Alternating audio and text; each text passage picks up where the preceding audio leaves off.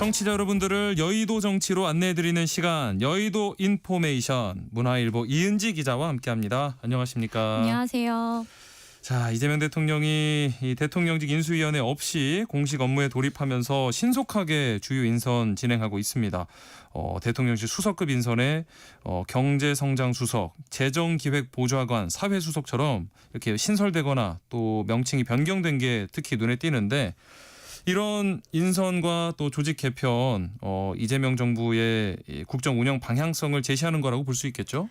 네, 맞습니다. 이재명 정부는 성장 기조로 경제정책 방향을 잡으면서 네. 대통령실의 경제수석 명칭부터 경쟁 성장수석으로 이제 네. 바꿔서 이제 상징성을 보여줬는데요. 예. 또 이를 뒷받침하기 위해서 수석 비서관급의 재정기획보좌관이 신설이 됐어요. 예. 새 정부의 재정 전략 수립, 또 국정과제 실현을 위한 재정 운용 방안을 담당하는 부서인데요. 네. 이재명 대통령은 앞서 예산 기능의 분리라든지 이제 기획재정부 개편 의지를 밝혔는데 재정기획보좌관이 이를 뒷받침할 것으로 보입니다. 네. 기존 사회시민수석은 경청통합수석으로 명칭을 바꿔서 네. 시민사회와의 소통을 강화하고 이제 경청통합수석 밑에는 청년 담당관도 두기로 했습니다. 예. 국민주권 정부를 표방한 만큼 소통에 방점을 둔 것으로 보입니다. 가장 시급한 문제로 경제와 이 소통, 통합을 꼽고 있는 모습이고요. 이재명 정부 내각 인선에서 이 검찰 특수통 출신 오광수 변호사가 민정수석 내정이 되면서 이 검찰 개혁의 동력이 약화되는 거 아니냐 우려가 나오는데, 대통령실은 뭐 사법개혁 법으로 하는 것이다라는 입장이고요. 이번 인선이 이런 검찰 개혁, 사법개혁에 어떤 영향을 미칠 거라고 보시나요? 네, 이 특수통 출신인 게 그 논란이 되는 이유는 이 검찰의 주류인 특수통 검사 출신이 네. 과연 검찰 개혁에 직접 칼을 댈 수 있느냐. 그러니까 마지막에 가서는 결국엔 자기 식구 감싸지를 하지 않겠느냐 네. 하는 의문이 제기되고 있기 때문인데요. 이에 대통령실에서는 오 수석의 검찰 개혁 의지를 충분히 확인했다며 철회하지 않고 있습니다. 예. 그런데 오히려 오광수 수석의 경우 검찰 개혁의 적임자냐라는 논란보다 현재 부동산 차명관리 논란 네. 등으로 좀 도마에 오르고 있는 상황인데요. 네. 과거 검사 시절 친구를 통해 아내 부동산을 차명으로 관리했다는 논란입니다. 하지만 대통령실도 인선을 철회할 생각이 아직까지는 없는 것으로 알려졌습니다. 네. 오 수석이 임명이 되자 뭐 검찰 개혁에 대한 우려, 또 개인적인 비위 문제까지 터져나온 상황이기 때문에 본인이 오히려 기대에 부응하기 위해 더 빠르게 검찰 개혁의 속도를 낼 수 있다는 관측도 나오고 있고요. 네. 또 이재명 정부에서 검찰개혁, 사법개혁은 지지자들의 시선으로 봤을 때는 단순히 과제가 아니라 필수가 된 상황입니다. 예. 문재인 정부에서 완수하지 못한 걸 이번 정부에서 제대로 해내느냐에 따라서 지지자들이 평가하는 이 성공이냐 실패냐, 이 정부의 승패의 열부가 갈릴 것이란 전망이 많아서 네. 오광수 민정수석의 임무도 막중할 수밖에 없습니다. 예. 자, 그리고 장관 인선 시기에 대해서는 이재명 대통령이 서두르지 않겠다는 입장을 밝힌 바 있는데, 또 국민들로부터 일주일간 인사 추천을 받기로 했잖아요. 이 국민 추천제, 뭐 대선 공약이기도 했죠. 네, 국민주권 정부의 첫 포문을 여는 굉장히 큰 이벤트라고 보여지고요. 네. 이재명 대통령이 이 정치에서 가장 중요시하는 것, 국민들로 하여금 정치 효능감을 느끼게 해줄 수 있는 카드를 꺼내든 것으로 보이고요. 예. 이 대통령은 국민 추천제를 공고하면서 진정한 민주주의는 국민이 주인이 돼서 직접 참여하고 변화를 만들어가는 데서 시작한다. 네. 이제 각 국민을 위해 일할 준비가 된 유능한 인물들이 새로운 리더십을 발휘할 수 있도록 기회장을 마련해주길 바란다. 라면서 이제 기조를 밝히기도 했는데요.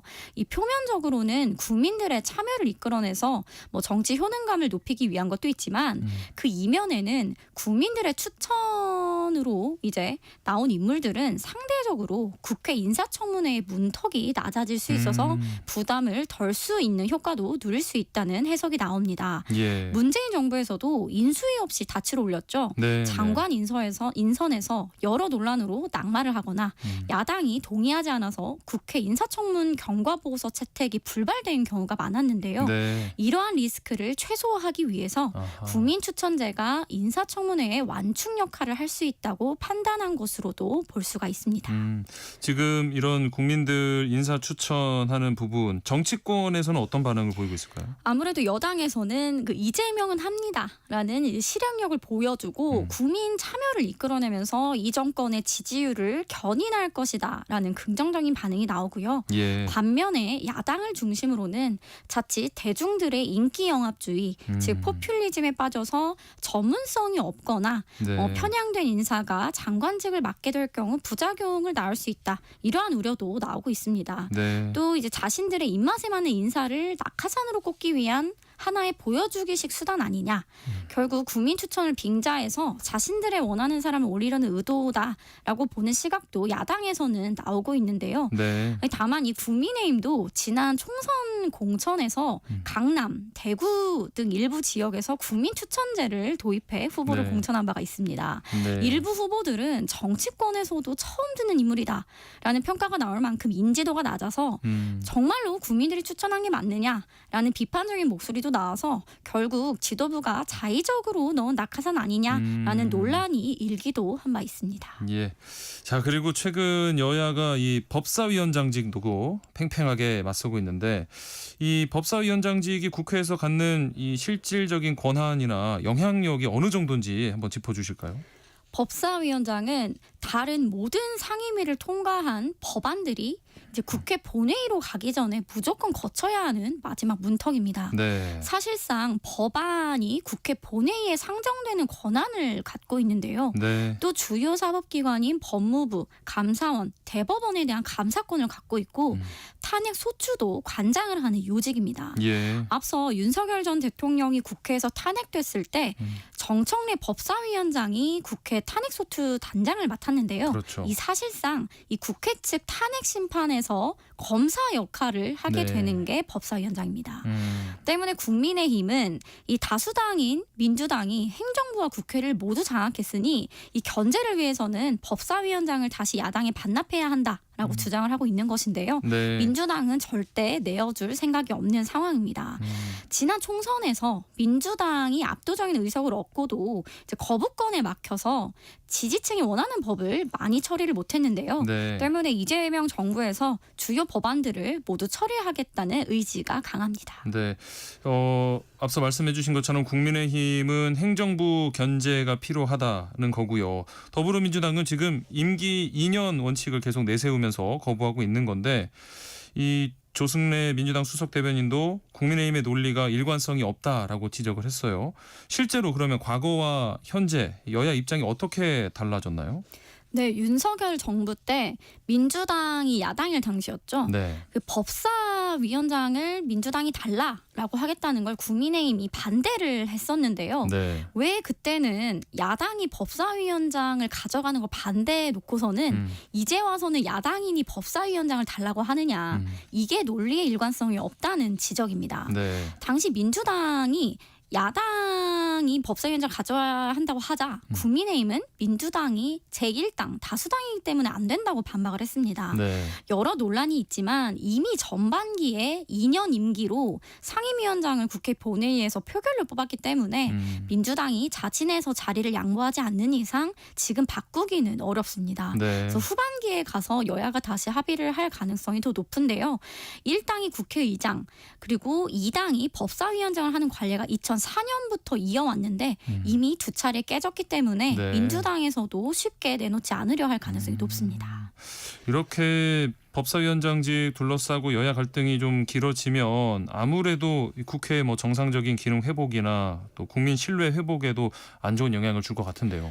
네, 이 국민의힘의 논리에 일관성이 없다는 민주당 주장도 일리가 있지만 또 네. 반대로 생각해 보면 민주당이 당시에 본인들이 야당이기 때문에 법사위원장을 맡겠다고 주장했기 때문에 네. 그걸 그대로 대입하면 지금 국민의힘이 야당이 됐으니 네. 이 국민의힘이 이제 양보를 해서 맡아요. 예, 네. 법사위원장을 맡아야 한다라는 주장도 가능한 겁니다. 네네. 여야가 이 선거 때마다 이 공수를 바꿨을 때 양측 모두 아전인수격인 이런 해석을 하는 바람에 네. 빚어지고 있는 일로 보이는데요. 이 자신들의 이익에 맞게 말을 바꾸거나 국민들의 신뢰도 이제 바닥에 떨어질 수밖에 없고요. 이러한 법사위원장을 둘러싼 논란이 장기화되면 국민들 눈에는 결국엔 밥그릇 싸움으로 보일 수밖에 없다는 지적입니다. 예. 자, 그리고 지금 양당이 이 원내 대표를 뽑는 선거를 진행하고 있습니다. 집권 여당이 된 더불어민주당 이 3선의 김병기 의원, 4선의 서영교 의원 양자 구도로 치러지는데 이번 원내대표 선거가 이 권리당원 투표제가 처음 실시가 돼요. 이 권리당원의 표심 실제로 선거 결과에 얼마나 영향을 미칠까요?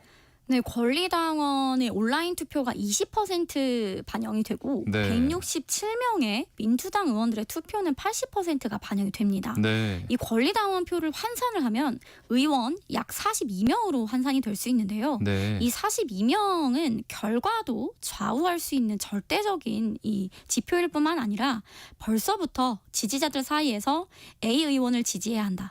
B 의원을 지지해야 한다 하면서 사실상 의원들의 표심에도 영향을 미치고 있다는 분석이 나옵니다. 네. 이 두 가지가 결합하면서 결과에도 상당히 큰 영향을 미칠 것으로 보입니다. 네.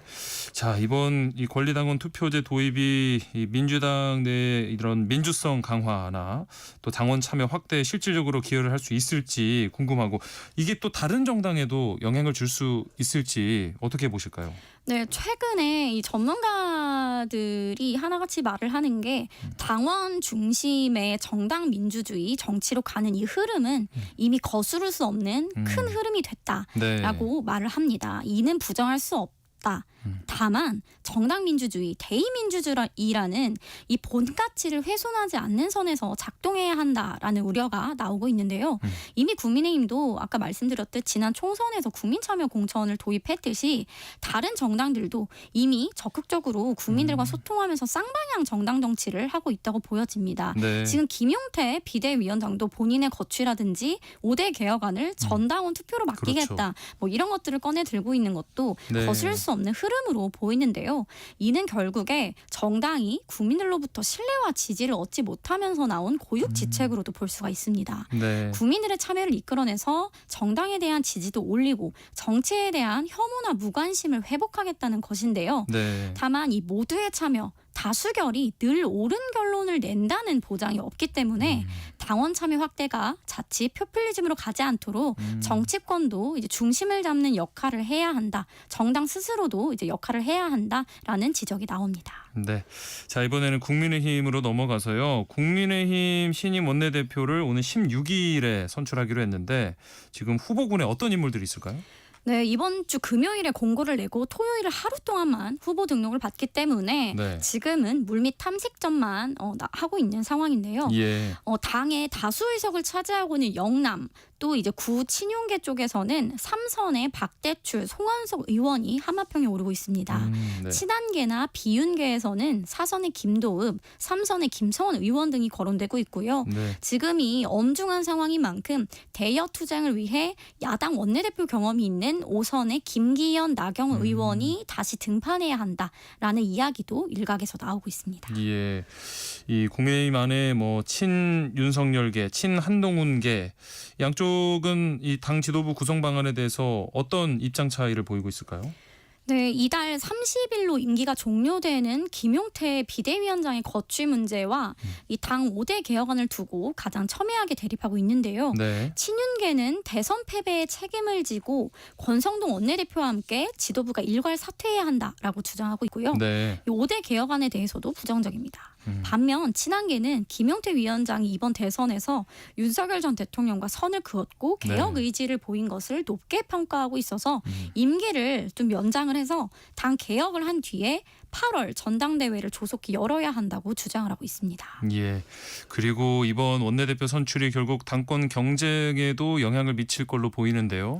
네, 이번 원내대표 대표 선출이 중요한 이유는 김용태 비대위원장의 입지가 흔들리고 있는 상황에서 차기 원내대표가 사실상 비대위 체제나 전당대회의 키를 쥐게 될 것으로 보기 때문입니다. 예. 특히 이 김 위원장의 임기가 연장되지 않을 경우에 원내대표가 당대표 권한대행을 맡아서 당권을 쥐고 가는 수순을 밟을 가능성이 높습니다. 네. 친윤계 원내대표가 될 경우에는 한동훈 전 대표의 복귀를 원치 않기 때문에 네. 전당대회를 최대한 늦추고 비대위를 한 번 더 연장하거나 전당대회를 아예 열지 않을 수 있다는 시나리오도 나오고요. 네. 반면 친한계 원내대표가 선출될 경우에는 이 5대 개혁안 추진이라든지 이 친윤계의 이제 과오에 대한 진상규명에 적극 나설 것으로 보입니다. 예.